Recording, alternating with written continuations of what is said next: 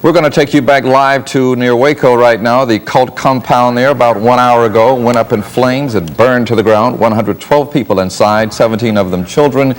We have a report here now that 6 survived that fire. One of them burned badly. That's bad news because that leaves 106 people unaccounted for, 106 people who may have died in the fire. We don't want to conclude that or state it as fact, but if the FBI can only count 6 survivors today, that's bad news. And by the way, they don't know about David Koresh. He is a big question mark at this point. Let's go back to Ken Kalthoff near the compound where he has stood for the better part of 51 days. And Ken, what can you add at this point?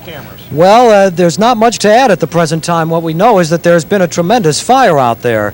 The emergency vehicles have been coming in here in the past 20 minutes or so. We've seen a number of additional ambulances roll down the road. They haven't come back out yet.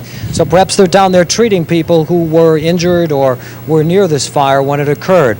We've seen the helicopters come in, Chinook helicopters, which we understood were staged as medevac helicopters. 3 of those large helicopters are still on the ground out there. Perhaps their staff are treating people.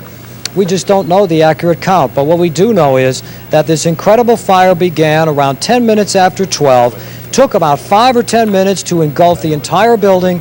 The Branch Davidian compound outside Waco is no more. Now, federal authorities in Washington are emphasizing 2 things, Ken, from the releases we're getting here in the news studio. One is they're saying that they believe 2 cult members started that fire. It was an intentional fire. It was no accident at all. And they're also saying definitely that the military units there and federal officials were using a tear gas that was non-flammable.